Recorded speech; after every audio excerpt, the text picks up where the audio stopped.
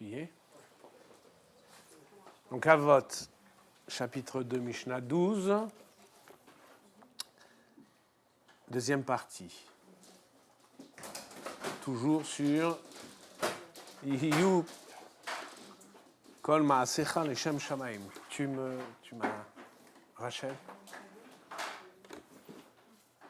La photocopie?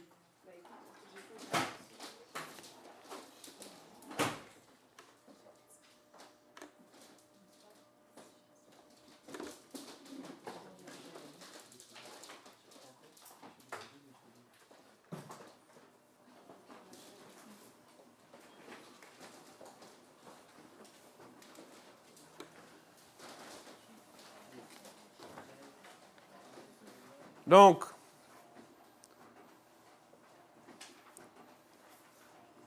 on a établi la dernière fois que le plaisir, à la lecture donc du texte de Maïmonide, que le plaisir, son propre plaisir, ne pouvait constituer la fin de l'action humaine.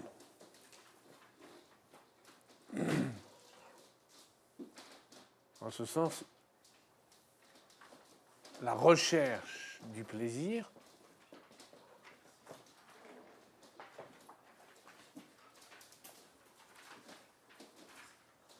ne conduit pas à l'action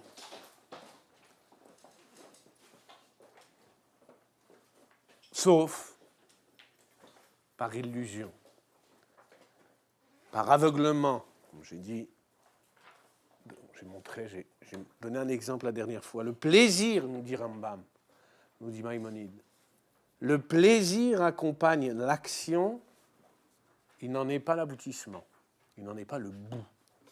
D'accord ? Je ne vais pas revenir sur la démonstration. Le plaisir est toujours incident, même si, trop souvent, il aveugle. Même si trop souvent, le plaisir nous aveugle sur les fins de nos actions.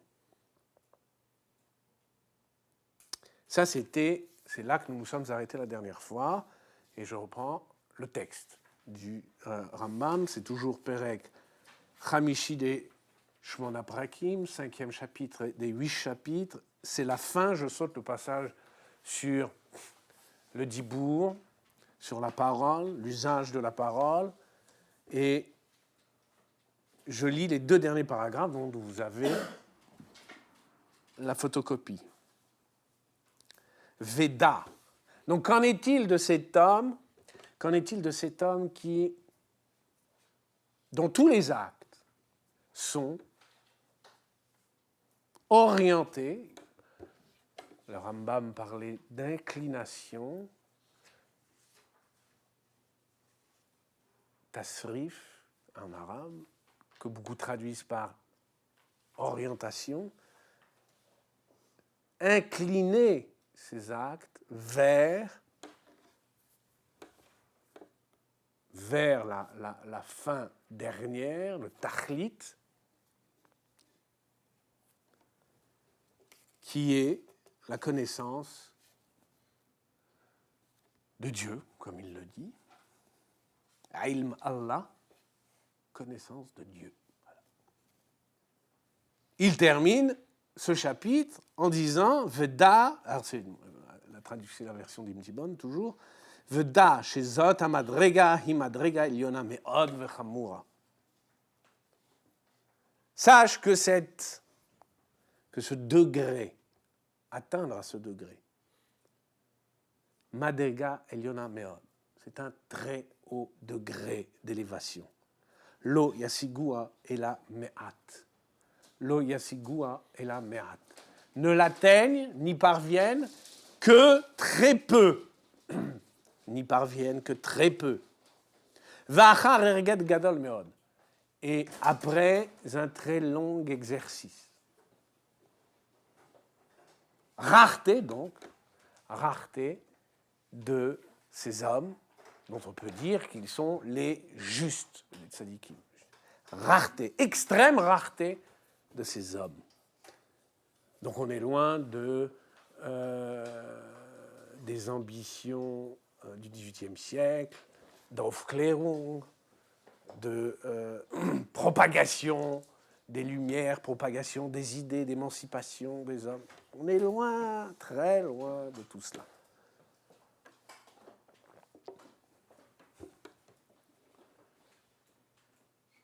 La grandeur, c'est un peu comme l'air. Plus on s'élève, plus ça se raréfie. C'est ce qu'il nous dit. Ursheizdamen metziut adam, shezeu inyano. Et s'il se rencontre, et s'il s'avère qu'il existe un homme de ce type, je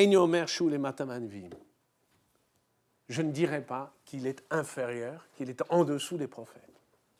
C'est une manière de dire, c'est une litote, c'est une manière de dire, il est de la trempe des prophètes. Alors, de qui est cet homme, Rotzelomar? Donc, c'est chez Ishamesh, Kochot Nafsho Kulam, il oriente toutes ses facultés, Veyassim Tachlit, et il rassigne pour fin dernière, Yediat Hashem Yidbar Levad, comme seule fin dernière, la connaissance de Dieu. Velo Yaase Maase Gadol au Katan, il ne fait en outre rien, de grand ou de petit, Velo Yedaber Davar, ni ne dit rien, et là, Chapoel Aou, qui ne conduisent à cette madrega, à ce degré d'élévation. Il mesure et pèse chacune de ses actions et chacun de ses mouvements pour voir si ça conduit à cette fin, Olo Yavi ou non. Et si oui, Asi Aseu, et si oui, alors il le fait. Donc c'est un homme qui pèse tout ce qu'il fait et qui ne fait rien qui ne s'oriente vers la connaissance de Dieu. Vezeu asher bikesh mimnu yitbarech. C'est ce que nous demande le Saint béni soit-il. Shnechaven elav beomro. Quand il dit Ve'afta et Hashem Elokecha bechol vavcha vechol nafshecha vechol modecha. Tu aimeras ton Dieu de tout ton cœur, de toute ton âme et de tout ton pouvoir, comme on traduit d'ordinaire. Rotzelomar, ce qui veut dire bechol chelke nafshecha, de toutes les parties de ton âme. Sheta'ase tachlit kol chelek mimena tachlit achat. Tu dois faire. Tu dois assigner à chacune des parties de ton âme une seule fin, celle-là. L'amour de Dieu, l'amour Dei. On a glissé là soudain de la connaissance de Dieu à l'amour de Dieu. Et vous vous souvenez déjà que nous avions vu que le Rambam glissait de la connaissance de Dieu au culte. Donc c'est toujours un reste, ça reste toujours très, très flou. Urvar izir hanavi al zainyan, ce à quoi nous exhorte le prophète aussi, va'amar bechol drachecha da'eu. Bon, ça c'est le fameux. Il le cite très souvent. Dans toutes tes voies, da'eu, connais-le. Quoi que tu fasses, connais-le. Où que tu ailles, connais-le. Quelque voie que tu empruntes, connais-le. Et il va dire, même dans la transgression. Ce qu'il va dire, ou pirshu chachamim v'amru, des chachamim ajoutent, afilou les dvar avera. Même dans la transgression. Quand bien même tu es amené à transgresser, c'est des choses qui arrivent. Hein. Même là, il faut commettre une transgression, comme on dit, avera lishma. Une transgression pour le bien.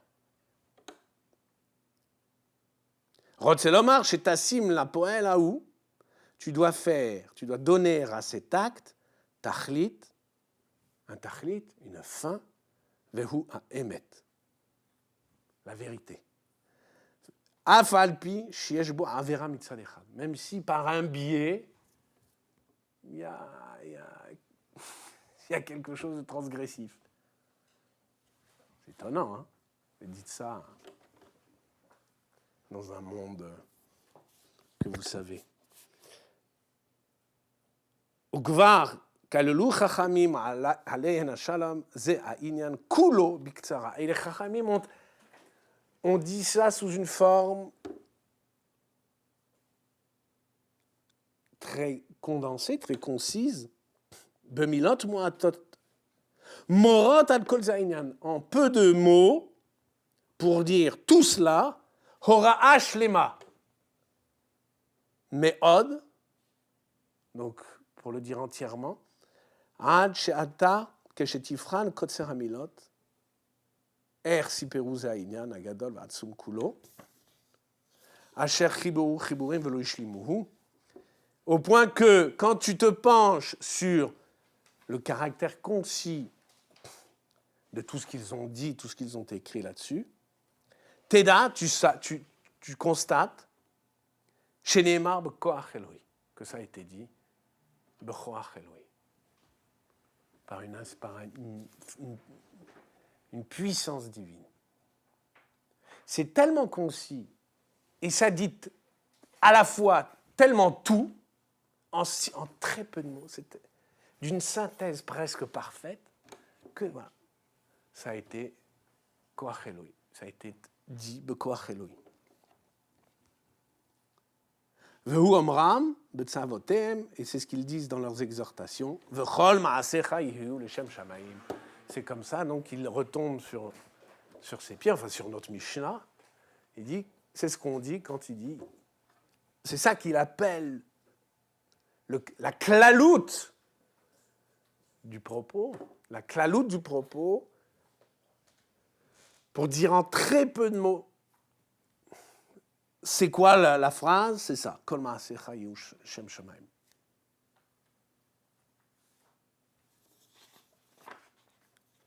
D'accord? Ça, c'est pour le texte. C'est rare hein, que Rambam fasse un tel éloge de la concision des Chachamim. Alors, il y a une Gemara très célèbre hein, qui le dit.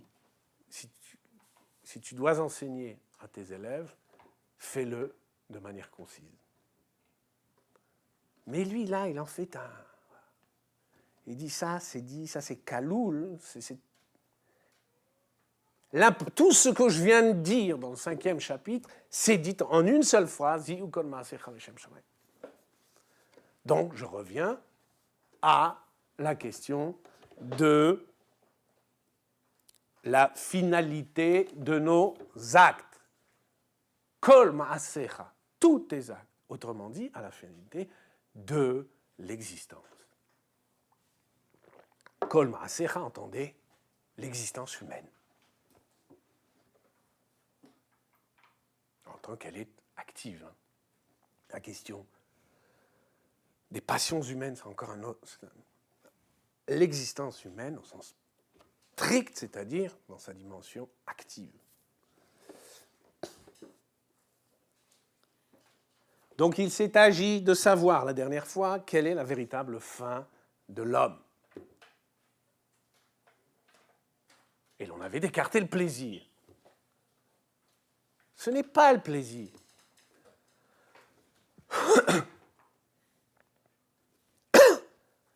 Littéralement, il faut dire, j'avais parlé de finalité, de fin. Rambam, enfin les traducteurs du Rambam parlent de tachlit. Rambam base raya, raya ça dit la fin. Mais l'hébreu est plus fort, dit tachlit, la fin dernière, la fin ultime. Tachlit. Tachlit, c'est, je le répète, je l'ai dit la dernière fois, tachlit, c'est tichla, le substantif tichla, qui veut dire fin, avec le suffixe it, qui veut dire la fin des fins, comme on a réchit, le début du début, le tout début. Tachlit, c'est la toute fin. Acharit ayamim, c'est l'après des jours, le dernier après. C'est ça que dit le suffixe it dans Réchit, Tachlit, Acharit. Donc Tachlit, ça dit bien la chose. Quelle est la véritable fin dernière de l'homme? Mais littéralement, il faut parler de destination, et je vais insister là-dessus, destination de tous les actes humains. Quelle est la destination de tous les actes d'un homme? C'est ce que dit l'hébreu leshem. Leshem. Leshem shamaim. Leshem. Leshem, c'est la destination. Et vous allez voir, vous allez comprendre la différence qu'il y a entre destination et finalité. Ça n'est pas la même chose, et je vais m'en expliquer. Leshem, ça dit quoi? Leshem, ça dit à quoi ou à qui je destine mes actes. C'est ça que ça veut dire. Ça veut dire, c'est à qui, à quoi je destine mes actes. En l'occurrence, Shamaïm, le ciel. Alors, je vais expliquer maintenant la différence qu'il y a entre la fin, la finalité d'un acte et la destination. Et je prends l'exemple qui n'est pas de moi, c'est un exemple trivial, mais enfin l'exemple n'est pas de moi. C'est un exemple du Rambam dans le Guide des Égarés, dans le Moreh Nevuchim. Il parle d'une chaise, la fabrication d'une chaise. Il revient là-dessus. Dans le chapitre 69 du livre 1, chapitre très important sur la causalité, notamment la causalité divine. Quand je dis « je fabrique une chaise pour un tel »,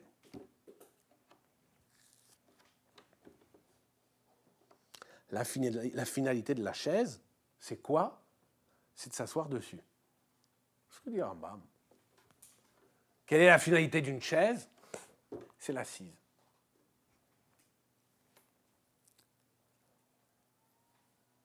C'est une autre question que de demander à qui je destine cette chaise que je fabrique.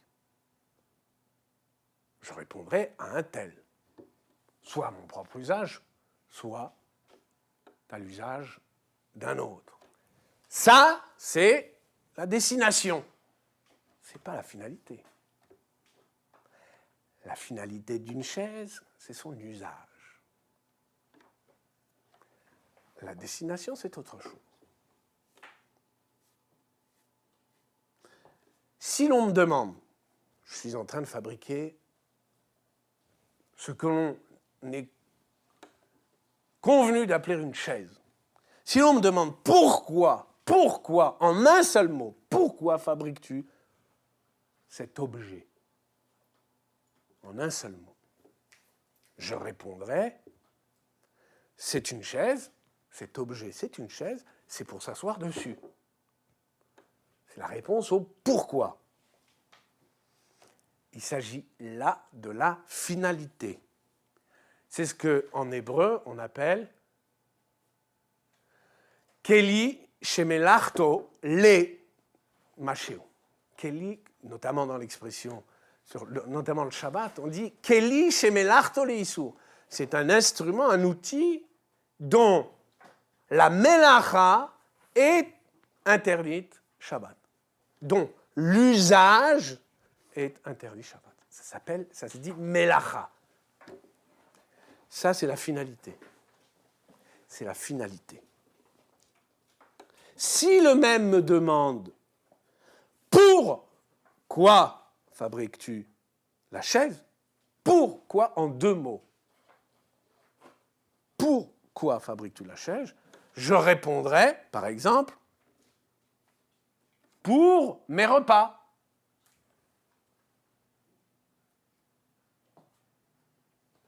Pour quoi, en 2 mots? Pour mes repas. Destination. Il s'agit là de la destination. Finalité, l'usage. Destination, c'est au-delà de l'usage.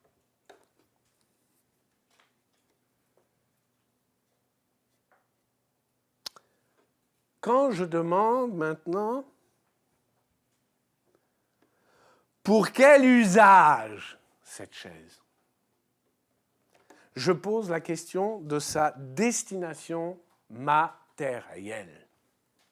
Pour quel usage cette chaise? J'ai répondu à l'usage des repas. Là, je parle de destination matérielle. C'est la réponse à pourquoi en 2 mots. Destination matérielle de la chaise. Si je demande pour qui cette chaise, je pose là la question de la destination personnelle. Pour qui fabriques-tu cette chaise? Je pose la question de sa destination personnelle. Tout usage qu'on fait d'une chose suppose encore, en plus de sa finalité, qui est donc l'usage lui-même, suppose encore une destination, soit matérielle, soit personnelle. Et là, ces distinctions étant faites, il y a quelque chose de très surprenant quand on y réfléchit. Très vite, à la réflexion, on constate que l'on peut parler de l'usage d'une chose, mais non de l'usage d'un acte. Ça vous paraît peut-être anodin, mais c'est capital. C'est capital parce que c'est l'origine de beaucoup de confusion mentale dans nos existences quotidiennes. On peut parler de l'usage d'une chose, mais l'on ne peut pas parler de l'usage d'un acte. On ne fait pas usage d'un acte, on fait usage de quelque chose. On n'use pas d'un acte, on use de quelque chose, on use d'un objet.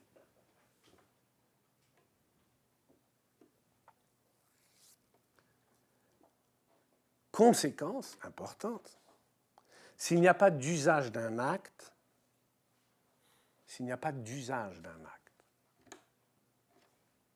Or, rappelez-vous, nous avons établi que l'usage, c'était la finalité de.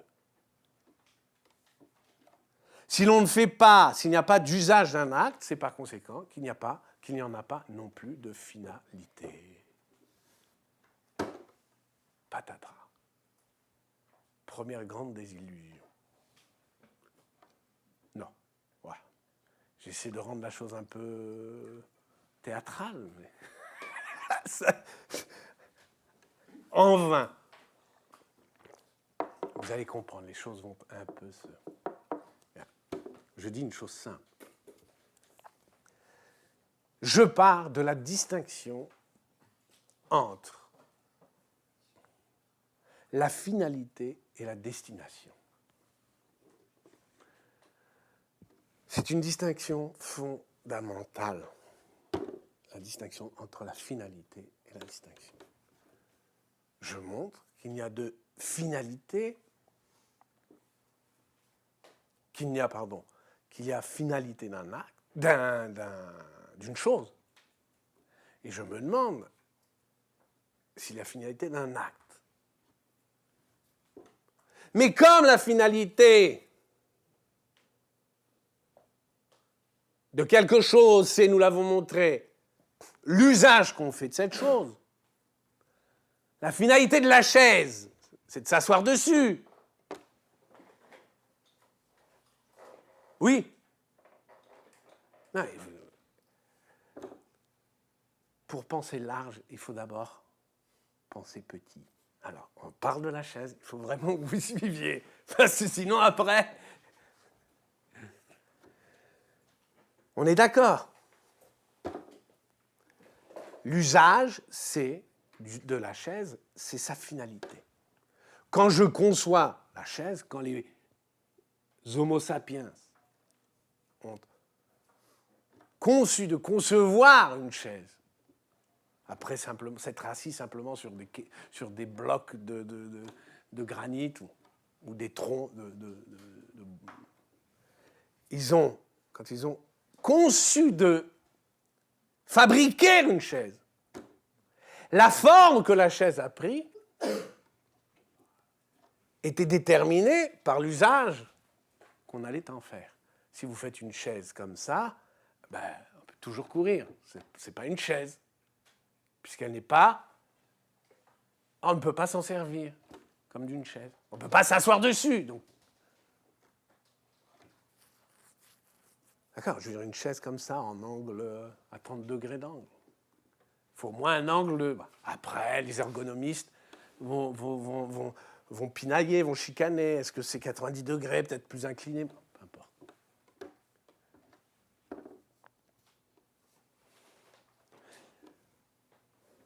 L'usage, c'est donc la finalité de la chose. Par conséquent, puisqu'il n'y a pas d'usage d'un acte, c'est donc qu'il n'y a pas non plus de finalité de cet acte. Et pourtant, on est tous très habitués à l'idée, d'accord? Ça fait très longtemps qu'on nous bassine sur la finalité de nos actions, finalité des actes, etc. Alors, vous m'objecterez, mais il y a plein d'objections possibles. Hein. Si je travaille dur, c'est pour réussir. Voilà un but à mes actes, à mon travail.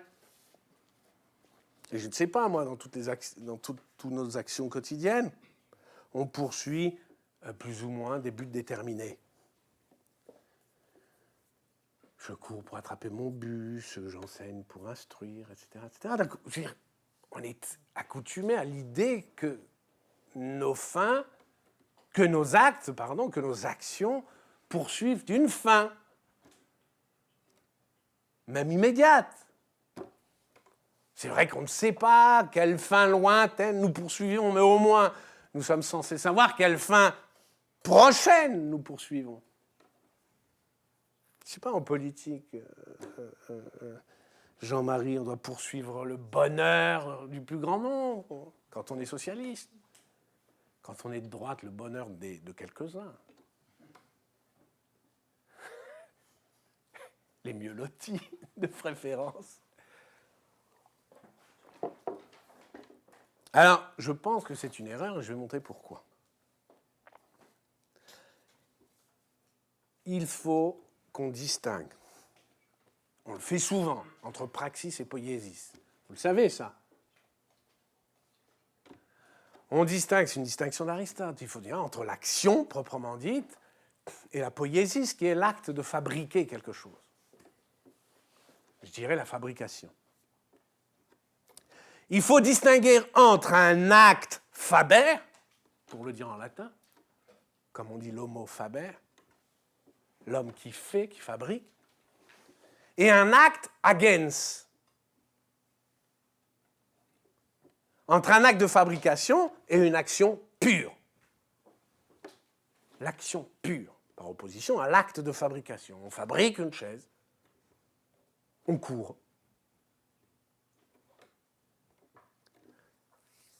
Pour l'acte de fabrication, donc on parle d'acte, mais pour l'acte de fabrication, il existe en un certain sens une finalité, quoi qu'on ait dit auparavant. En un certain sens seulement. Pourquoi? Car quand je fabrique une chaise, j'ai pour fin la chaise elle-même. Je m'assigne donc une fin. Moi, fabricant, moi, artisan, je fabrique une chaise et la fin que je poursuis, c'est la chaise elle-même. c'est-à-dire sa réalisation. La fin que je produis, la fin que je poursuis, c'est la réalisation. Quand mon acte est un acte faber, on peut parler, dans un certain sens, d'une fin, d'une finalité. Cette finalité, c'est la réalisation. J'ai pour fin la chose.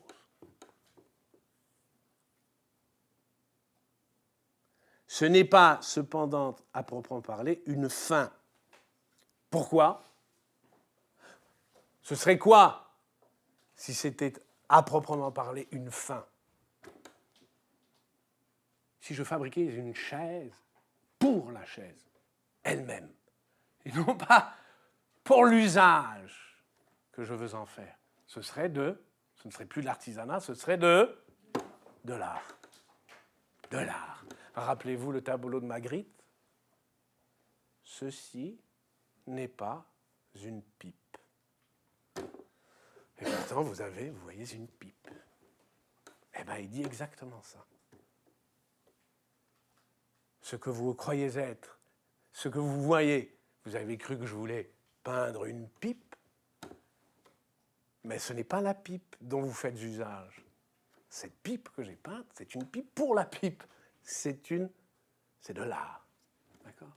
Un peu ça, le sens de ceci n'est pas une pipe.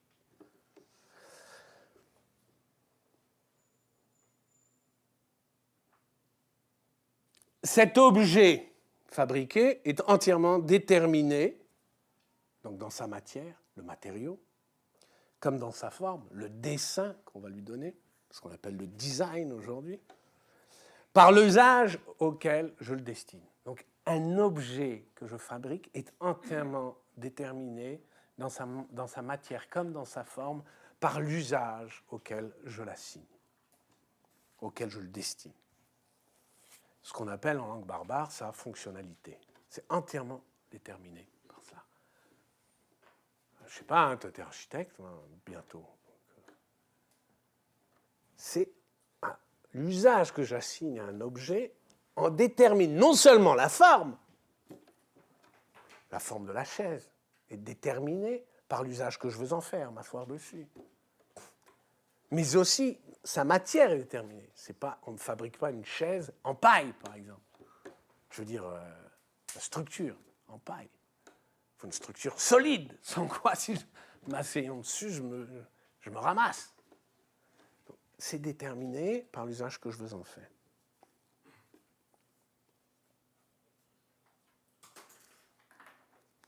La fabrication de la chaise répond au besoin de s'asseoir, n'importe que ce besoin est nécessaire ou superflu, réel ou factice. Donc, qu'est-ce qu'on constate ? On constate que je n'ai pas besoin, je n'ai pas pour fin la chaise elle-même, mais seulement son usage. Si je disposais de quelque chose pour m'asseoir, je ne fabriquerais pas de chaise. Alors, on peut dire, ben oui, mais on disposait de blocs de granit, etc. Pourquoi a-t-on fabriqué des chaises ? Sans doute parce que les chaises étaient plus confortables que les blocs de granit, que les chaises étaient transportables quand les blocs de granit ne l'étaient pas. Bref, peu importe, je ne vais pas revenir sur la genèse anthropologique de la chaise. Ce n'est pas mon propos. Ce qui importe, c'est que l'on sache que ce n'est pas à proprement parler, que la chaise n'est pas à proprement parler, sauf dans l'art, n'est pas à proprement parler la fin, la finalité de la fabrication. La fabrication poursuit en vérité. L'acte de fabriquer n'a pas en vérité pour fin la chaise elle-même, mais l'usage. Si l'objet manque à l'usage qu'on veut en faire, il faut le fabriquer. Donc imaginez, voilà, il y a des usages. C'est pourquoi l'on peut raffiner dans les usages au point de devoir fabriquer multitude d'objets déterminée à ses usages. C'est la société de consommation que l'on connaît. En d'autres termes, c'est l'usage qui commande l'objet artificiel, l'artefact, comme on dit, et non l'inverse. Ça, c'est une première chose qui est importante. Conclusion importante, il n'y a pas, à proprement parler, d'acte Faber, sinon par défaut. Ce que je veux dire, c'est qu'il n'y a pas, à proprement parler, de fabrication, d'acte de fabrication, sinon par défaut, à défaut de l'objet. Si l'objet manque, alors il faut le fabriquer. Pour preuve, c'est qu'on lui substitue sans mal, à l'acte de fabrication, l'achat. D'accord ? Vous avez tous des besoins de chaises, de je ne sais trop quoi, etc., de livres, de verres, de vaisselle. Ben vous ne la fabriquez pas. En vérité, vous ne fabriquez presque rien. Dans une société de profusion, un homme n'est plus un homo faber. Alors, il est un homo, je ne sais pas comment on dit, conçu. Non, pas l'économicus, on dit un homo de consommation, comment tu dis, je ne sais pas comment. Bref. Donc voilà pour l'acte de fabrication et ce qu'on appelle finalité de la fabrication. L'acte de fabrication, s'il a une finalité relative, s'il a une finalité, et c'est la chose elle-même, la chose fabriquée, cette finalité n'est que relative. D'accord ? Ce n'est pas le cas de l'action pure. Une action pure, dans une action pure, il n'y a rien dont je me serve. Ça, c'est la définition de l'action pure, par opposition à l'acte de fabrication. D'accord ?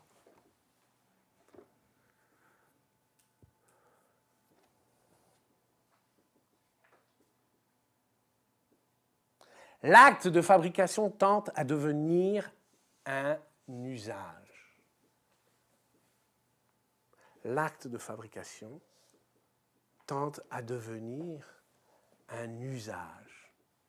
L'usage de la chaise. Si l'on fabrique une chaise, c'est pour en arriver à l'usage de la chaise.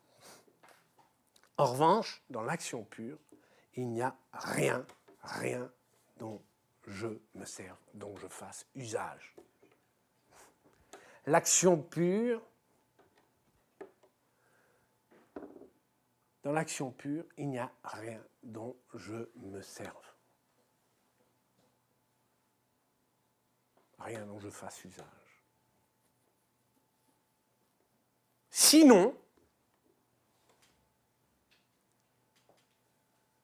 elle supposerait au préalable un acte de fabrication.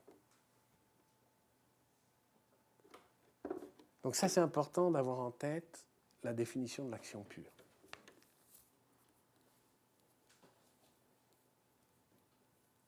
Et la question, évidemment, qui se pose, et c'est ça qu'on appelle, à proprement parler, un acte. Hein.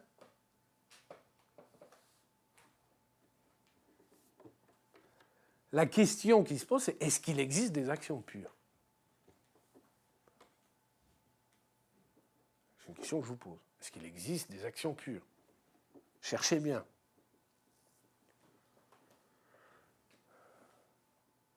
Je repose ma question autrement. Est-ce qu'une action n'est pas en définitive qu'un certain usage, alors sinon d'une chose, quand je cours, je ne fais usage de rien, du moins de son propre corps.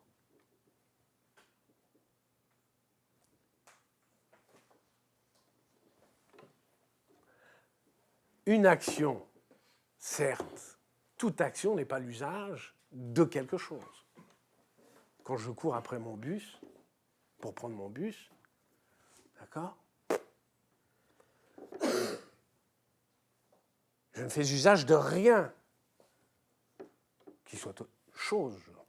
En revanche, je fais usage de mes jambes. Donc je fais aussi usage de mon corps.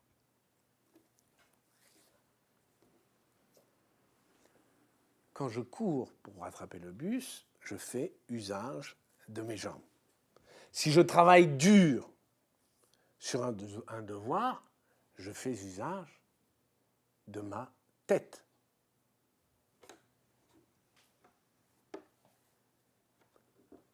Donc, s'il y a usage,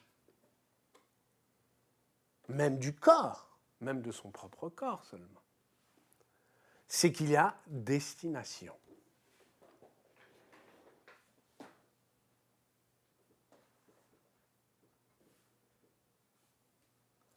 S'il y a usage, c'est qu'il y a destination. À qui, à quoi est-ce que je destine cet usage? Quand je cours après mon bus, à quoi je destine l'usage de mes jambes? À quoi? Dis-moi, c'est pas dégueu. À attraper le bus. Ouais. Mais juste tout à l'heure, tu as utilisé le mot usage pour... pas dans le même sens que tu viens d'utiliser maintenant. Tu as utilisé le mot usage pour dire... L'usage de la chaise. Oui.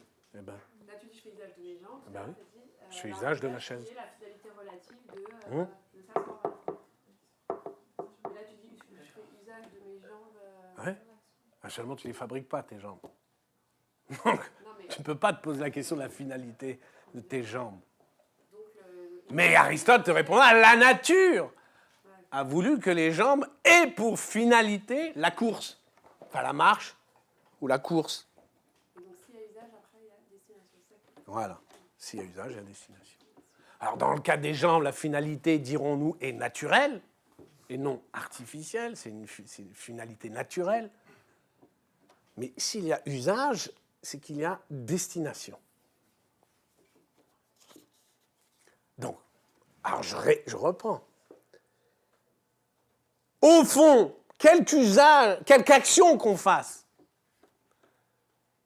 puisqu'il est toujours question, puisqu'il s'agit toujours d'un certain usage, soit d'une chose extérieure à soi, soit de son propre corps, ou d'une des parties de son corps. Même le cerveau. Il y a donc toujours destination. Il n'y a donc pas action pure.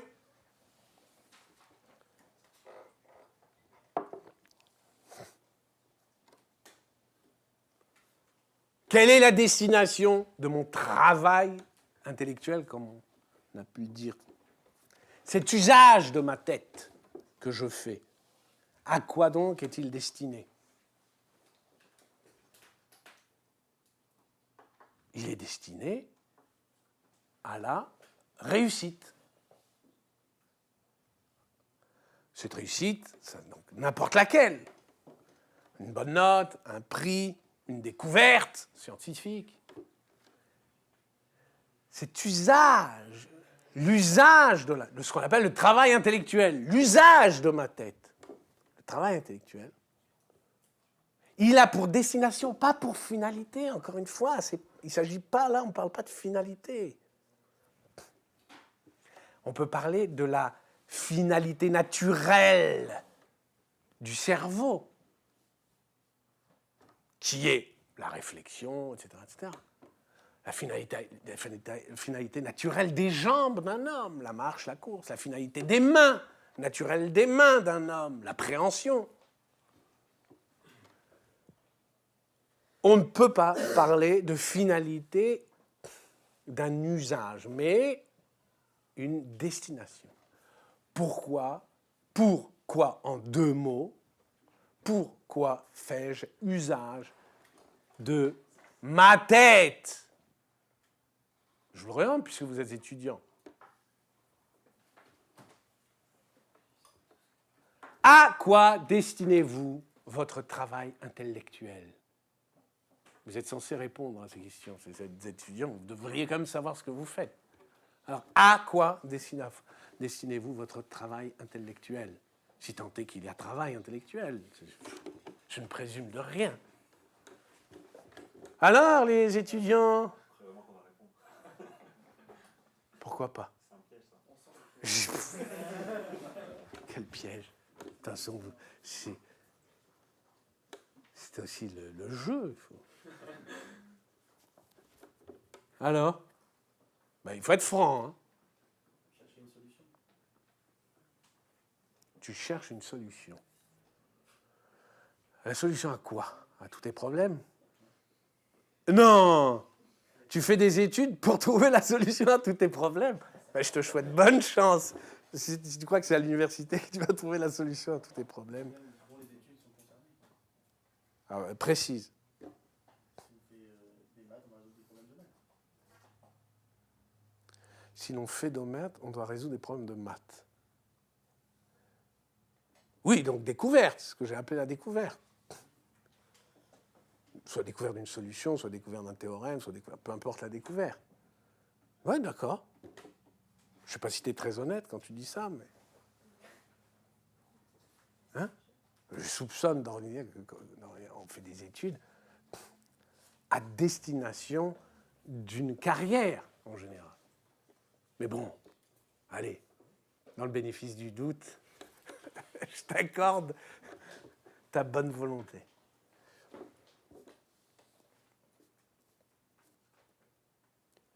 Donc, à cet égard, il n'y aurait, c'est ma conclusion là, à ce stade, on doit conclure qu'il n'y aurait pas de finalité de nos actions, toutes réduites à des usages, mais seulement des destinations, soit matérielles, comme l'assise pour la chaise, soit personnelles. Destination personnelle ne signifiant rien d'autre que l'usage que l'on fait pour soi-même ou pour un autre, quand on est servile. Je veux dire servile ou philanthrope, quand on croit travailler pour l'humanité. Tu crois que ça arrive? Au Parti socialiste, peut-être. De moins en moins. De moins en moins.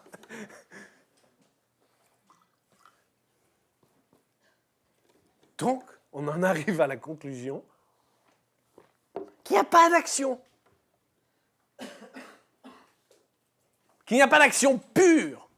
Il y a, au mieux, des actes de fabrication.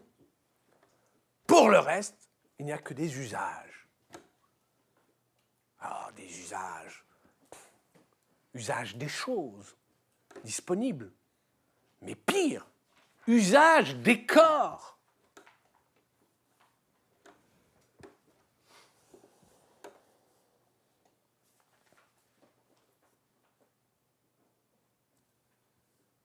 D'où la question.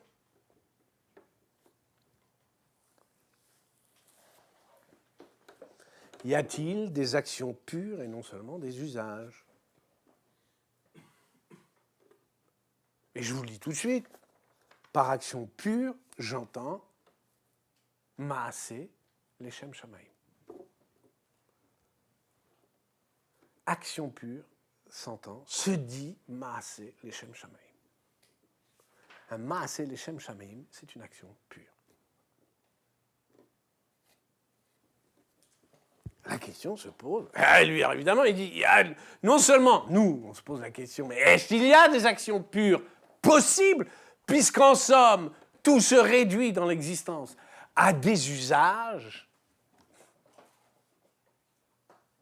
et, par défaut, à des actes de fabrication? Si tout dans l'existence se réduit à des usages, est-ce qu'il y a des actions pures possibles? Réponse de Rabbi Yossé, non seulement c'est possible, mais toutes doivent yehiyu kol maasecha leshem shamaim. Toutes tes actions que tu pourrais croire réduites à des usages doivent être des actions pures. Ah, qu'est-ce que ça veut dire? Toutes tes actions doivent être des actions pures. Et non seulement des usages.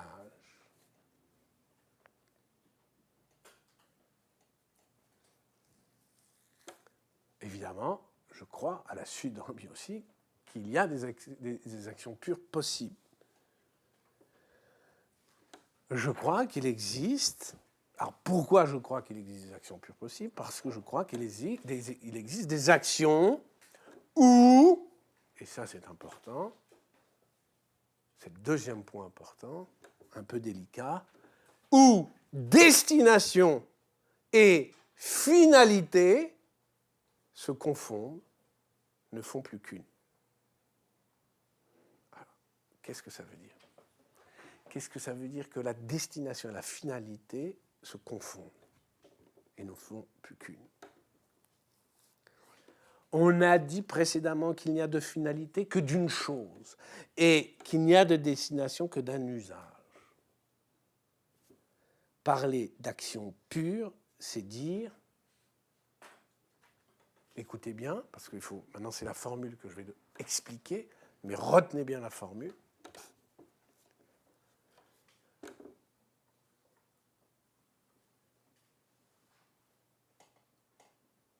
Par l'usage qu'il fait de soi, un être se fait. Par l'usage qu'il fait de soi, un être se fait.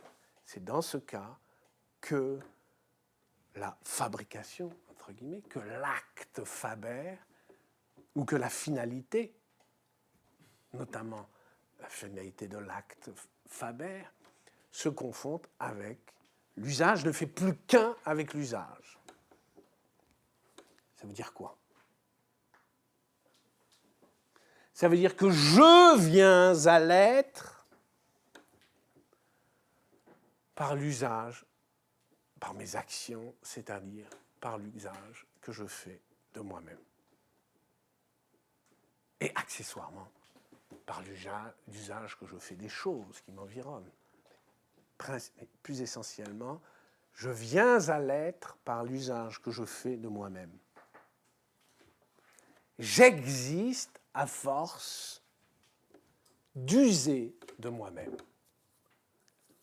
Donc on est là dans l'ordre inverse de ce qu'on appelle olamazé.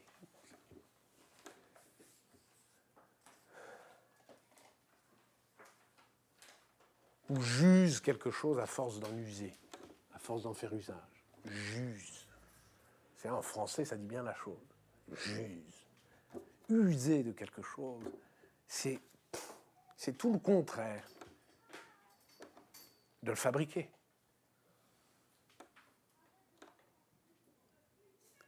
Eh bien, dans l'action pure, c'est l'inverse. Dans l'action pure, par l'usage, j'existe. Par l'usage que je fais de moi-même. Par mes actions, comme on dit, d'ordinaire, alors, ça ressemble, hein, ça peut ressembler, mais on va voir que c'est un peu différent. Ça ressemble à la fameuse formule sartrienne, d'accord, par mes actes, je me fais par mes actes. Alors, il faut quand même nuancer. Hein.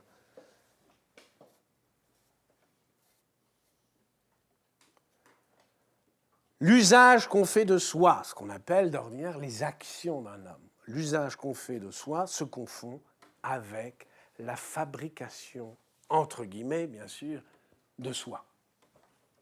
Avec la réalisation de soi.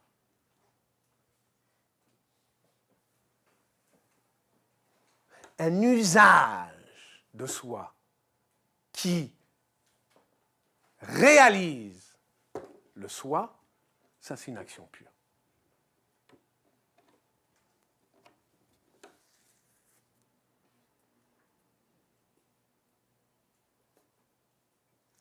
L'homme se fait à l'usage qu'il fait de soi.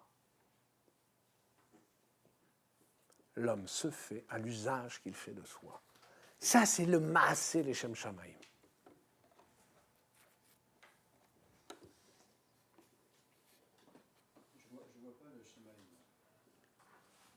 Je vais y venir. Je vais venir pourquoi on dit ça sous le terme de Shamaim. J'y viens. Pourquoi on dit pour le ciel? Vous voulez dire Dieu ou le ciel? Bon, laissons-le. C'est vrai, on ne le voit pas encore. Alors, j'y viens doucement. C'est vrai que cela pourrait paraître un coup de force. Mais je vais m'expliquer.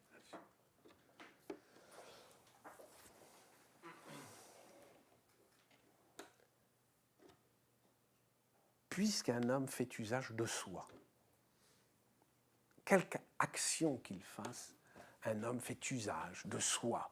C'est pas vrai, il ne fait pas qu'usage de son corps, il fait aussi usage de ses affects, etc., etc.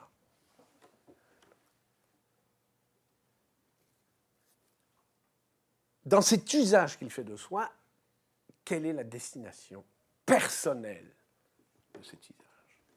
Est-ce qu'un homme fait usage de soi à destination de soi ou non? Pour le dire en langue philosophique, est-ce qu'un homme fait usage de soi pour soi? C'est le fameux pour soi des philosophes.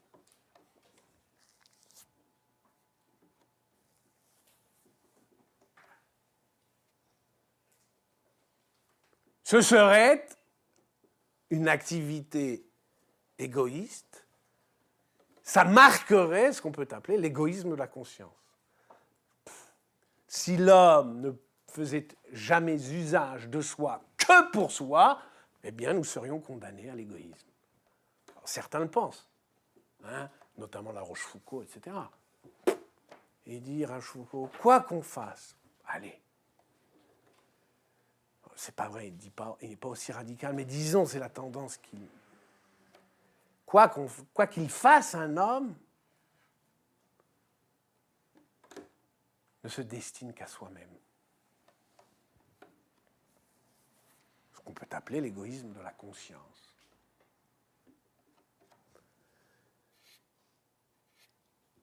Ou bien, nous pourrions dire qu'un homme fait usage de soi pour qui, si ce n'est pas soi? Pour l'autre. Et même, pour les Lévinassiens, bon, il n'y en a pas, l'autre, et même l'absolument autre. Dieu, comme disent les dévots. Dieu. Ça fait quoi? Ça fait référence à quoi, ça? Quoi? Avodat Hashem. Avodat Hashem. Je destine, l'usage que je fais de moi, je le destine à l'autre, l'absolument autre. C'est ce que beaucoup de penseurs religieux appellent la Avodat Hashem. Ils en font un idéal. On a vu que chez le Rambam, dans Ilchot Deot, voilà. On va dire ça, puisqu'on n'a pas le droit de dire du mal du Rambam. Quand même. Donc, ça, voilà. Je fais usage de moi, j'agis, toutes mes actions, qui sont des usages de ma petite personne, ces actions sont destinées à Dieu. Oved Hashem, Avodat Hashem. Encore une fois, beaucoup de penseurs religieux en font un idéal. Ne fais pas usage de ta personne pour toi-même, à destination de toi-même. Fais usage de ta personne à destination de Dieu, de l'absolument autre. Ce qu'on appellera la conscience servile. Ou, allez, disons plus, avec plus d'indulgence, la conscience servante. Il en existe, j'en connais, des religieux qui n'ont pas forcément une conscience servile, mais ils ont une conscience servante. Par opposition à l'immense majorité des hommes qui n'ont de conscience qu'une conscience égoïste, qui ne connaissent d'autres destinations, des usages qu'ils font de leur propre personne, de leur propre que soi. Nous penserons, nous admettrons pour le moment, que dans les deux cas, il n'y a pas d'action pure, mais un mésusage de soi. Que ce soit un usage à destination de soi, ou que ce soit un usage à destination de l'autre, voire de l'absolument autre, il ne saurait s'agir que d'un mésusage de soi, parce qu'il n'y a pas encore maasé leshem shamayim, d'action pure.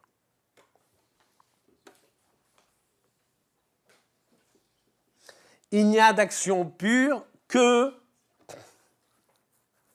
de l'usage et de la fabrication de soi indissolublement.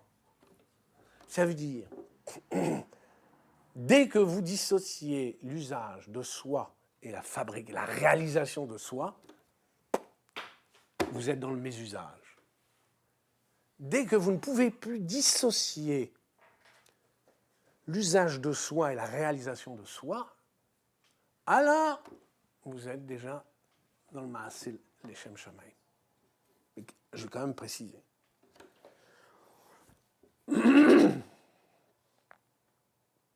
Par indissolubilité de l'usage et de la fabrication de soi, j'entends que le moi auquel je me destine, auquel je destine le moi dont je fais usage à tout moment, j'entends que ce moi s'aperçoit au loin, n'existe pas encore, mais vient à l'être par cet usage. Tout le problème de ce qu'on appelle l'amour-propre, c'est que le moi auquel je destine tous mes actes, dans le sens commun du terme, il est déjà là.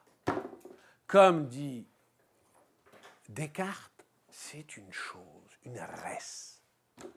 Et ce sera plus clair quand je vais parler, je vais prendre l'exemple de l'intelligence, vous savez, je suis un peu gâteux, donc, et je reviendrai sur l'expression cartésienne de res cogitans, de choses pensantes. Vous allez peut-être un peu mieux comprendre. C'est cela, le leshem shamayim. Pour le ciel, pourquoi ? Le ciel étant toujours ce qui s'aperçoit au loin. Alors, évidemment, c'est d'abord, on dirait, au premier plan, ce moi qui reste à faire, qu'il reste à réaliser, mais en arrière-plan, comme dit le Rambam, c'est le bon Dieu. C'est ça qu'il appelle Ilm Allah, la connaissance de Dieu. Idrak Allah, la perception. Je fais exprès sur Allah. C'est pour enquiquiner les nationalistes. Le Idrak Allah, c'est des expressions du Rambam, enfin qu'il emprunte au philosophe de langue arabe. La perception de Dieu au loin, à l'infini. Imaginez une perspective infinie. Ça, ce serait apercevoir Dieu. Dès que vous vous arrêtez, votre œil sur l'objet, en premier plan, qui apparaît au premier plan,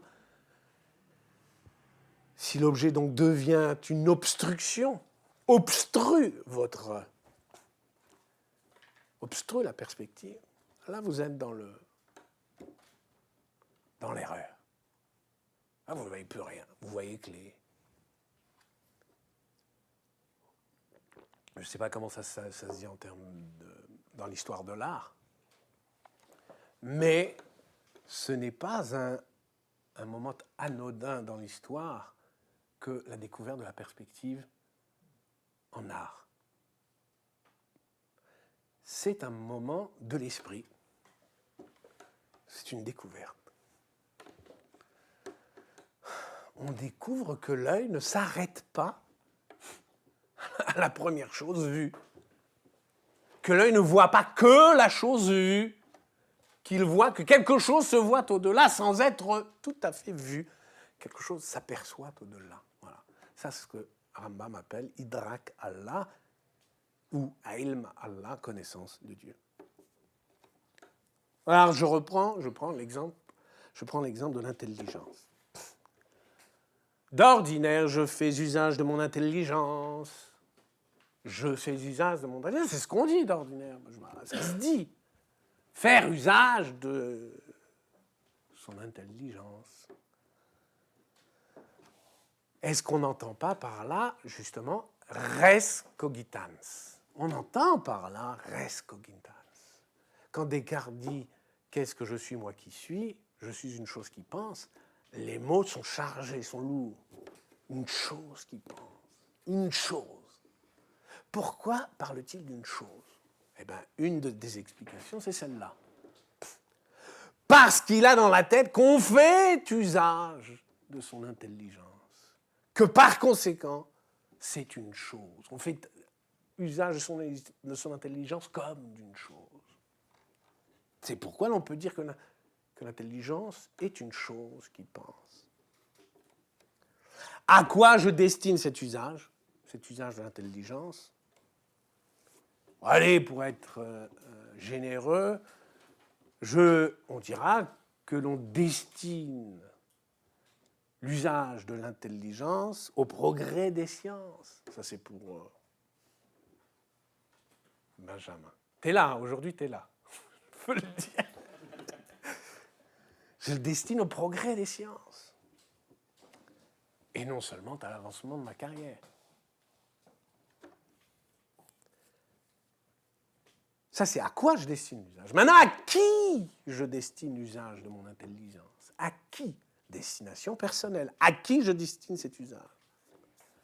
Eh bien, dans le cas de l'intelligence, et je vais montrer à la différence du corps, dans le cas de l'intelligence, je destine l'usage de je ne peux destiner l'usage de mon intelligence qu'à moi-même. Pour une raison simple. Laquelle, à votre avis? À la différence de la chaise. L'usage d'une chaise. Ouais. Quand je fabrique une chaise, je peux la donner à... Je peux la vendre, cette chaise. À d'autres. Je peux destiner l'usage de cette chaise à d'autres. Est-ce que je peux destiner l'usage de mon intelligence à d'autres? Non, puisque je ne peux pas. Comme dit Descartes, je ne peux pas détacher de moi mon intelligence, puisque, comme dit Descartes, je suis une chose qui pense. Je suis la pensée. Donc je ne peux pas me détacher. Je ne peux pas détacher mon intelligence pour en donner à d'autres l'usage. En revanche, le corps, oui. Le corps, oui, c'est ça le drame du corps. C'est ça le drame, au fond. Enfin, c'est un autre drame. C'est le drame du corps. C'est que le corps, mon corps, je peux le donner à d'autres pour qu'ils en fassent usage. Notamment dans la...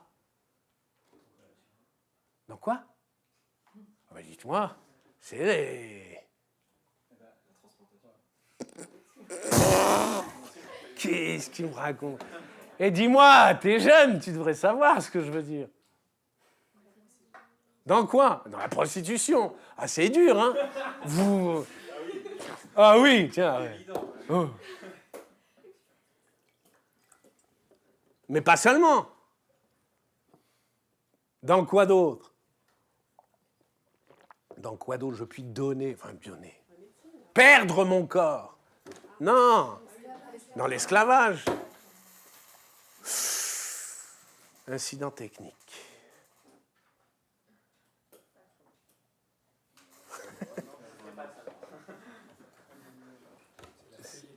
C'est grillé.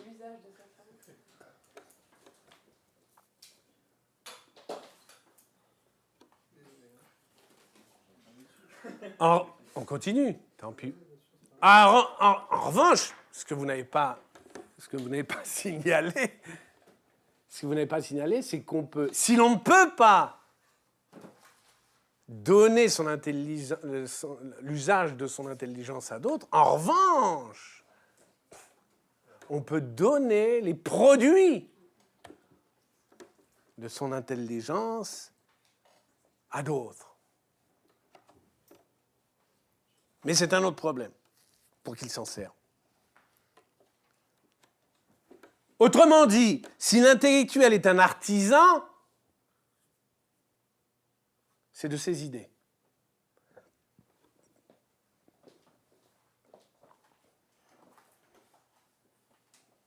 Si l'intellectuel fabrique quelque chose, ou si, pour ainsi dire, l'intellectuel fabrique quelque chose, c'est ses idées. De son intelligence elle-même, de son esprit, de la chose pensante, il est le seul usager. Il est l'usager de son esprit, il est l'artisan de ses idées, mais il est l'usager de son esprit et le seul de surcroît. Un autre ne peut pas être l'usager de son esprit à lui, à la différence du corps.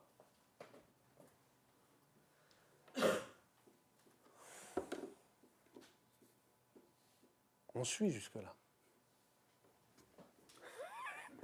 C'est pas très compliqué, hein? Un peu ardu, mais pas compliqué.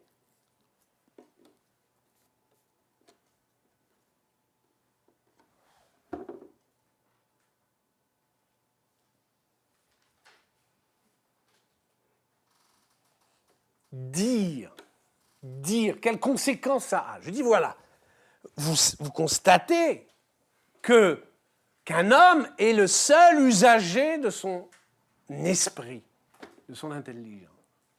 Quelles conséquences en termes de destination, notamment personnelle? Quelles conséquences en termes de destination personnelle? À qui? Pour qui fait-il usage de l'esprit?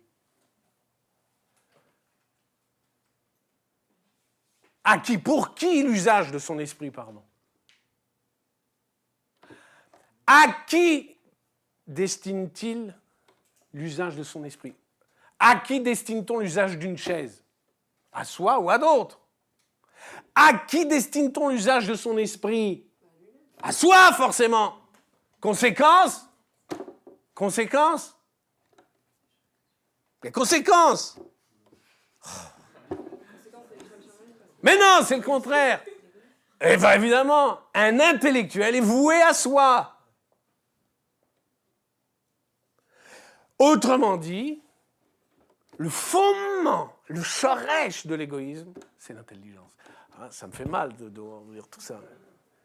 Mais le shoresh de l'égoïsme, c'est le mésusage de l'esprit, le mésusage de l'intelligence. Pourquoi? Parce qu'à la différence de tout le reste, comme le dit Descartes, comme le montre Descartes dans sa méditation, de tout on peut se détacher, sauf de son intelligence. Le pauvre Descartes inventait l'égoïsme transcendantal.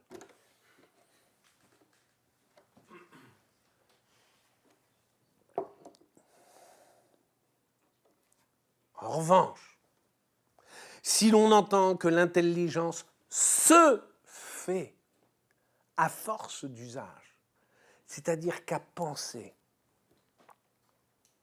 l'intelligence vient à l'être, se réalise Ce qui peut paraître paradoxal, mais ce qui ne l'est pas. Mais bon, je ne reviens pas sur les explications aristotéliciennes, sur la noétique aristotélicienne. Si l'intelligence se fait à mesure qu'elle s'exerce. C'est l'intelligence pour l'intelligence. Non, je n'ai pas dit ça. Dans le cas de l'égoïsme, c'est l'intelligence pour l'intelligence. Enfin, c'est Pour soi. jouer sur l'intelligence. C'est toujours pour soi. Dans le misusage de l'intelligence, c'est toujours pour soi. C'est pour ça qu'il n'y a pas d'intellectuel altruiste. Je veux dire qu'il n'y a pas de mauvais intellectuel altruiste. C'est pas possible. Un mauvais intellectuel, c'est-à-dire un intellectuel qui fait mauvais usage de son esprit, de son intelligence, est profondément, plus radicalement égoïste qu'un autre. Alors, le bon usage, Plus égoïste encore qu'un néolibéral, ce qui est quand même, faut le faire. C'est beaucoup.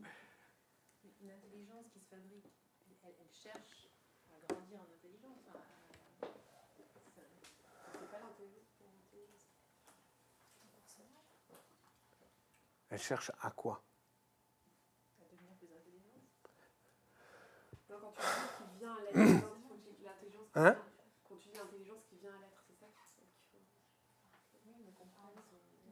Ça veut dire que c'est pas. Vous n'intégriez pas ici, à ce moment-là, les midotes, justement. Les Midotes. Ça serait peut-être bien vu, parce que ici, ok, usage d'intelligence, ça voudrait dire ici, il y aurait comme une mécanique propre de l'usage d'intelligence. À force de penser, eh ben, on s'améliore. C'est pas Je ne sais pas ce que vous entendez par midot, mais bon, disons, sens commun. la morale. On parle de Maïmonide. Donc, Oui, mais le problème, c'est que on n'accède pas au midot sans exercer son intelligence. oui, mais peut-être là, les moments de, justement, de peut-être les évoquer, parce que ici, je ne sais pas, vous n'avez pas fini votre réflexion, mais Ouais.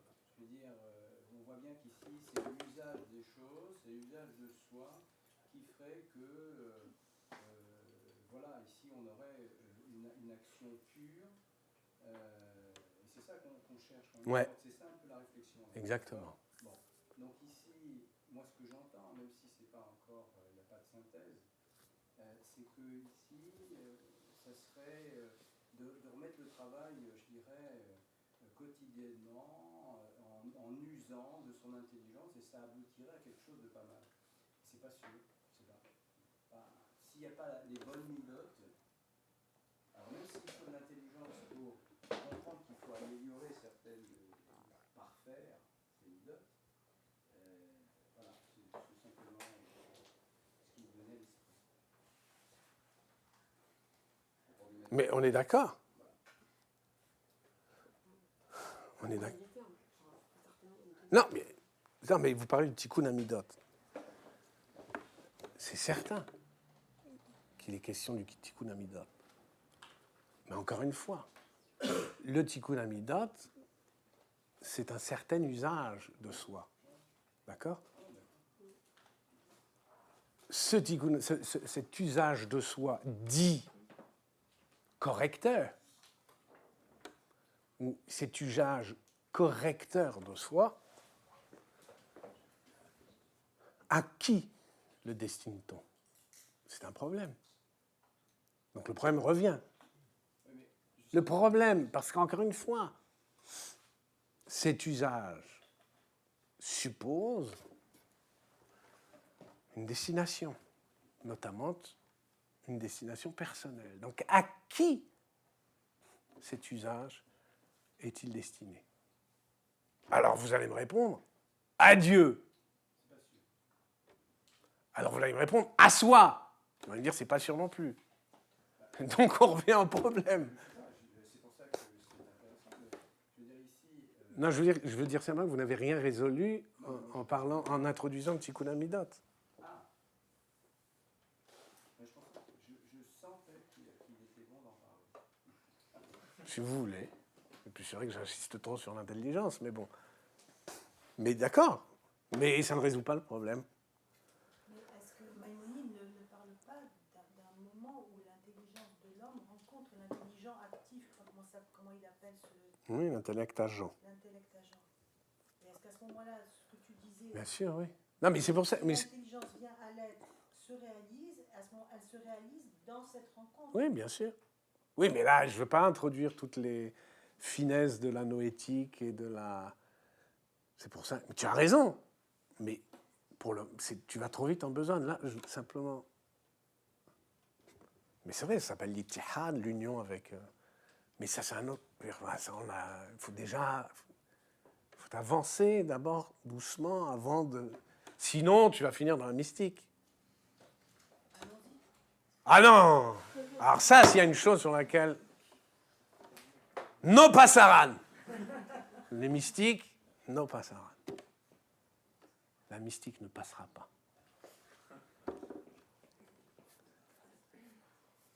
Donc, on revient à la difficulté que tu avais.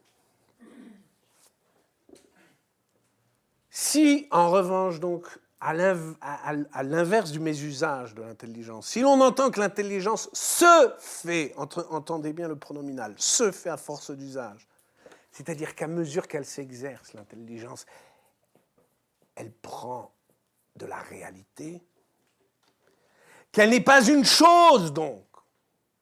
Parce que quand vous dites chose, res, vous dites réalité, réalité, realitas, c'est le caractère chose d'une chose. Donc, si vous dites res, vous dites réalité. Res cogitans, c'est une réalité pensante. Ça n'est pas une réalité, l'intelligence. Ça doit le devenir, mais ça ne l'est pas. Ça le devient à force d'exercice. Comme si donc, c'est un souffle qui se densifie par sa propre force. Si l'on entend donc que les idées ne sont pas une sécrétion de l'esprit, comme on l'entend d'ordinaire, mais l'esprit lui-même se faisant, il y a de très belles descriptions de cela du Rambam dans le Moreh Nevuchim. Alors on doit entendre qu'un acte de l'intelligence, entre guillemets acte bien sûr, qu'un acte de l'intelligence la réalise un peu plus. Qu'un acte de l'intelligence qui est aussi son usage. Parce que dans une opération de l'esprit, je fais usage de cet esprit, mais en même temps, l'esprit se faisant, se fait, se faisant, se réalise. Un acte, on doit entendre qu'un acte de l'intelligence, qui est aussi donc son usage, n'a pour fin qu'elle, l'intelligence. Donc tu as raison à cet égard. Mais dans le sens où l'acte de fabriquer la chaise n'a pour fin que la chaise. Donc quand tu dis l'intelligence pour l'intelligence, il faut faire gaffe. Parce que c'est l'intelligence non réelle pour l'intelligence réelle. Donc il faut faire attention sur les mots. Ce n'est pas un narcissisme de l'intelligence. L'intelligence qui, dans l'intelligence, se contemple elle-même. La fameuse pensée de la pensée d'Aristote. Il y a presque, chez Aristote, vous savez, c'est comme ça qu'il définit Dieu. La définition de Dieu, c'est noesis noeseos, la pensée de la pensée. Donc c'est la pensée se contemplant elle-même, c'est presque l'expression narcissisme de Dieu. Dieu, c'est le narcisse, le grand narcisse. Réel, la réalité de l'esprit. Je ne peux pas l'aborder là. Parce que là, j'ai pris un exemple qui était l'intelligence. Il faudrait t'en parler, mais ça demande beaucoup de séances. Donc je ne fais que l'évoquer.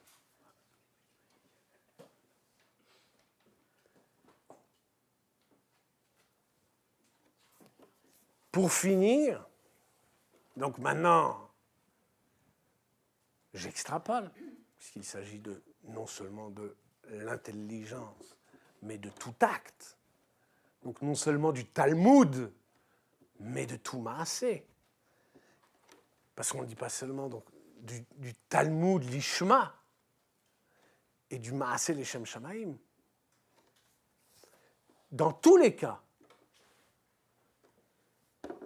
Maasé l'Eshem Shamaim, ça signifie naître à soi-même. Alors non seulement par l'esprit dans le Talmud, mais encore par les actes. Comme on dit d'un guerre, qu'on traduit mal par prosélyte à cause du grec de la Septante, comme on dit d'un guerre qu'il est comme un enfant qui naît, qu'etinok shenol adami, donc il y a bien l'idée de naître à soi-même, dans le sens au fond, ça veut dire que le guerre, c'est le goy qui découvre le Maasé l'Eshem Shamaim, qu'il y a la possibilité d'un Maasé Shamaim, d'une action pure, d'une naissance à soi, par les actes. Comme on dit du guerre qu'il est comme un enfant qui naît, on doit dire de l'homme véritable, le tzaddik, qu'il est comme un guerre, un étranger à soi. Il est comme un guerre, c'est-à-dire qu'il devient étranger à lui-même pour renaître à soi. Devenir étranger, pour reprendre l'exemple de l'esprit, de l'intelligence, se faire étranger à la res cogitans. Pour naître à l'esprit, comme disait Popol de Tarse.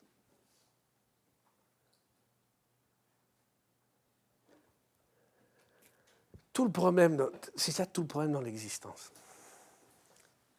Devenir étranger à soi comme res, comme chose, pour renaître à soi-même.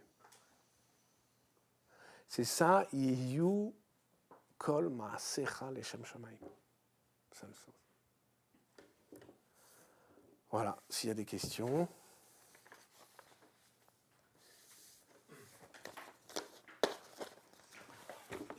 La jeunesse, on est en panne de questions. J'ai pas compris. Qu'est-ce que vous n'avez pas compris? J'ai pas compris là, ce que c'est pour vous. Vous pouvez un peu définir un peu plus. Quoi donc? La naissance à soi-même? Non. Quoi? Pas la naissance à soi-même. L'être étranger. Le tzaddik, je fais le résumé, hein, je fais presque de la reformulation. C'est-à-dire que le tzaddik, c'est l'homme qui arrive donc à être quelque part continuellement étranger à soi-même pour renaître. À soi-même comme chose. Parce que tout le problème des actes qui ne sont en vérité que des usages que l'on fait de soi, c'est qu'on a tendance, c'est qu'on est amené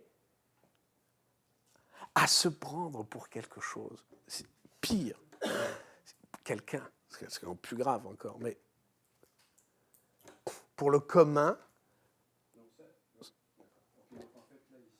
donc devenir étranger à soi comme chose, comme res. Donc ici, on est un peu dans l'environnement de l'absence d'ego qu'on a pu voir chez ce très grand tzaddik. Pourquoi l'absence d'ego? Dans le sens Pas du tout. Ah non, il n'y a pas d'absence d'ego. Le kéli, c'est-à-dire dans le sens kéli. Par ego.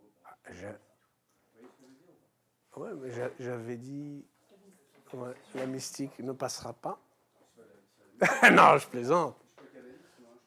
Non, bien sûr. Donc, Kéli, réceptacle. Oui, il y a le kéli, oui. De quoi? Si vous êtes un kéli, Ouais. donc là ici, de facto, vous n'avez pas, ici, votre ego, c'est pas une grosse problématique pour vous. Parce que j'ai compris qu'en fait ici, si vous avez cette disposition à être un bon kéli, vous allez Non, avoir j'ai pas dit ça.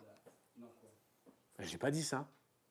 Non, je ne dis pas que vous avez... Ah, d'accord. Essayez de comprendre un peu cette histoire d'être étranger à soi-même de façon particulière. Oui, mais encore être étranger à soi-même, c'est pas renoncer à soi, au moi. Pas du tout. C'est pas du tout. Alors, quand je ne dis. Je ne suis pas pascalien, le moi est haïssable. C'est plus complexe. Simplement, j'essaie de comprendre votre... Mais c'est ça. Alors, je reprends. Je vais, disons, simplifier la chose, dire voilà. Une action, un acte, quel qu'il soit, un acte de l'existence quotidienne, nous pousse presque toujours à nous prendre, c'est-à-dire à nous représenter soi-même, à nous-mêmes, comme quelque chose. Dans l'usage que l'on fait de soi. J'irai plus avec ça, dans le mésusage que l'on fait de soi. Donc il faut retrouver le bon usage. C'est-à-dire, il faut retrouver le grévis de l'existence. Et donc, pour ça, il faut repasser par une étape systématique de se sentir étranger. Pas de sentir, mais d'être étranger à soi-même. Oui. Il faut se renouveler. Oui, alors pratiquement, Rambam tente d'en faire une morale pratique de tout ça. C'est-à-dire qu'en tout cas, par la négative, ça veut dire ne pas être aveuglé, première étape. Alors, il y a d'abord ne pas être bestial, animal, c'est-à-dire ne voir que le plaisant et le déplaisant, mais même au-delà, ne pas prendre le plaisir pour une fin, mais encore au-delà, etc., etc. Il y a une sorte de... À chaque fois, mais là, c'est procédé par la négative. Positivement, ça veut dire, à chaque fois, à chaque acte, comment dire ça?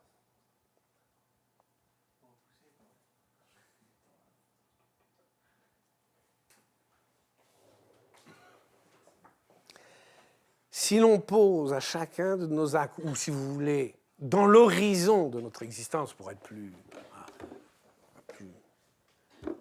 Si l'on pose à l'horizon de son existence, justement, la perspective du moi, mais non plus comme chose, c'est-à-dire,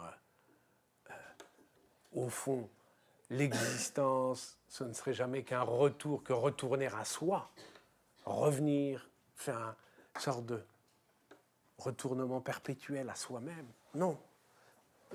Mais c'est déployer à l'horizon un moi. Alors, faire attention, parce que là on marche sur des œufs, avec l'idéal du moi chez Freud, etc. Donc il faut faire très attention. Un moi auquel je destine toutes mes actions, mais un moi que je réalise en même temps par toutes mes actions. Donc, transformer les actions, non seulement transformer les actions qui ne sont, au fond, qui se réduisent d'abord à des usages de soi, les transformer en des actions de, alors je ne vais pas dire fabrication, le terme est un peu trop trivial, mais en des actions de réalisation. D'accord ? Ça, c'est de transformer, cette transformation de l'action de tous les jours, ça signifie, pour soi-même, ça signifie devenir étranger à soi-même comme chose. C'est-à-dire le moi n'est plus cette reste primordiale, comme elle l'est chez Descartes. Ça n'est pas de la reste, ça n'est pas une réalité. Le moi, ça n'est pas une réalité. C'est pas que c'est un idéal. C'est pas une réalité, ça n'est pas encore une réalité. Mais ne plus se voir comme une irréalité, c'est ça guerre, c'est ça étranger, devenir étranger à soi-même. Je deviens irréel, C'est ça le sens de la Gérout. Mais on le dit, hein, qui guérim, vetoshavim, atem, imadi, ala haaretz. Et pourquoi là, j'ai pu voir.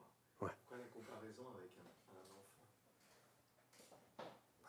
C'est assez... Il n'y a qu'un enfant qui naît. Enfin, c'est pas un enfant. Tinoch, c'est pas l'enfant. Hein. Tinoch, c'est le nouveau-né. Oui, comparaison. Si, guerre qui était Noch chez Noah Dami. Là, c'est plutôt enfin, le guerre ressemble à un nouveau-né. Là, c'est plutôt dépréciatif. Non, je sais Ah pas. bon? Tu veux dire, il n'a pas de dents? Je veux dire quoi? Tu veux dire quoi? Je veux dire quoi? En quoi c'est dépréciatif? Non, mais il a aucune intelligence.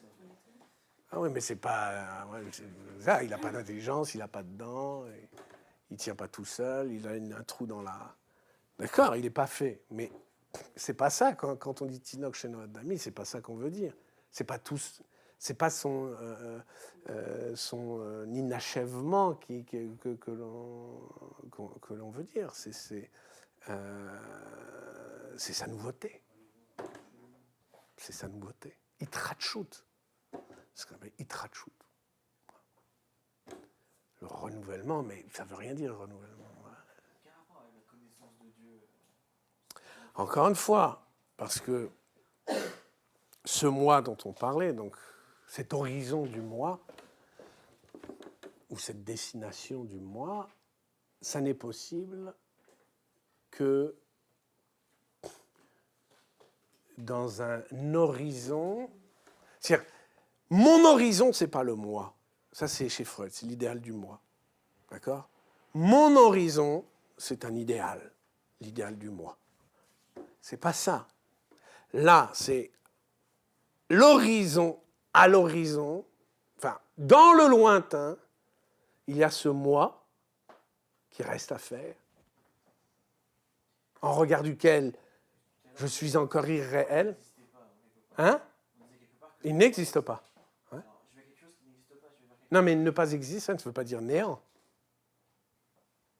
Ah ben non. Ah oui, mais c'est pour ça, oui, tu n'es pas familier de nos leçons.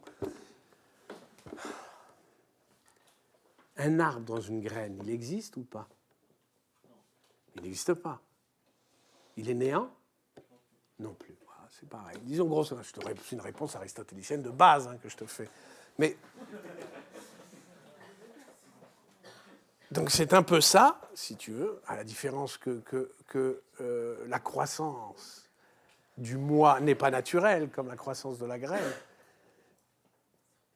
Et si tu veux, ça, encore une fois, cet horizon, c'est un moi de premier plan, mais en arrière-plan, il y a l'infini, une perspective infinie, qui s'appelle, qu'on appellera Dieu, si tu veux, faute de mieux pour nous. Non, mais bon, c'est une image, si tu veux, c'est encore, je me sers de... Hein? Ouais. Quoi? Non, il n'y a pas de connaissance. C'est pas moi, c'est Rambam. Rambam le dit. Oui, non, mais Rambam parle de connaissance de Dieu, mais après il dit il n'y a pas de connaissance possible de Dieu. Oui, mais il dit quand même que le but ultime, c'est d'aller vers ça. Bien sûr. C'est-à-dire que c'est la perspective. C'est simple. Tu te projettes dans l'avenir. Si tu veux, à l'horizon de ton existence, il y a le moi, au-delà duquel l'infini se déploie. Si tu ne vois plus la perspective au-delà du moi, t'es cuit. Donc c'est ça qu'il appelle le Shem Shamaïm. Ouais. C'est pour ça qu'on parle de Shamaïm, qu'on parle de ciel. Parce que on aura beau faire, même un moi idéalisé ne cachera jamais le ciel. Et la mort dans tout ça, tu avais dit aussi que là, tu as parlé de la naissance. Ah, la mort. Aussi la mort. Non, Quoi? tu parlais de la mort. Ouais, La mort. ouais. Donc, comment elle s'inscrit là-dedans? Enfin, c'est quoi? La mort. Ouais, la dernière fois, on a parlé de la naissance, de la mort. Donc là, on a parlé de la naissance. On a parlé de la mort. Ouais, mais j'ai dit que je parlerais du bonheur aussi. Oui, moi. Ouais. Ben, je le ferai pas. je croyais que je le ferais pas. J'avais très envie parce que je voulais commencer par une citation de Pascal qui est sublime, un des plus beaux passages des pensées de Pascal sur le bonheur. Mais c'est aussi le Rambam. Parce que par ailleurs, le Rambam dit pas dans Ilchot Tshuva, dans Perek Chelek, il dit, ben, je vous dis la phrase, hein, je ne l'ai pas là, mais il dit que Chaya Olam Haba hu atachlit. Il dit, donc, ce que d'autres appellent le souverain bien, en tout cas, Chaya Olam Haba, ce qu'il appelle Ta'anoug dans Ilchot Tshuva, cette félicité, le bonheur, parce qu'elle appelle le bonheur, c'est le but ultime. Donc, je voulais commencer par ce passage de Pascal, qui est sublime, qui dit, on peut le lire pour finir, mais on ne le fera pas. Ben non, je ne l'ai pas, ouais. Je ne l'ai même pas intégré. Ah si, je l'ai. Je vous dis, quand même, pour finir sur une touche heureuse, allez. Enfin, en fait, c'est pas si heureux que ça, tu vas voir. Tous les hommes recherchent d'être heureux, cela est sans exception. Quelques différents moyens qu'ils y emploient, ils tendent tous à ce but. Donc, on était vraiment dans le sujet. Ce qui fait que les uns vont à la guerre et que les autres n'y vont pas, et ce même désir qui est dans tous les deux, accompagné de différentes vues.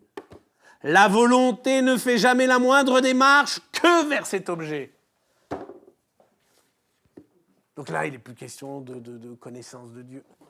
Bonheur. Et il dit, c'est le motif de toutes les actions de tous les hommes. Kol ma'asecha. Jusqu'à ceux qui vont se pendre. C'est extraordinaire. C'est très célèbre ce passage. Il est sublime. Même celui qui va se pendre, c'est par recherche du bonheur. Il y a donc après un passage du Rambam qui ressemble beaucoup, mais voilà, on ne peut pas traiter du bonheur. La connaissance de Dieu, elle mène au bonheur. Ouais, c'était la question qui devait suivre. Mais voilà, ce sera dans une autre vie. Parce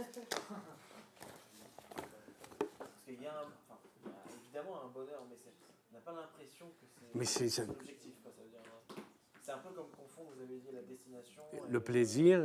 Ah, c'est la finalité. Exactement.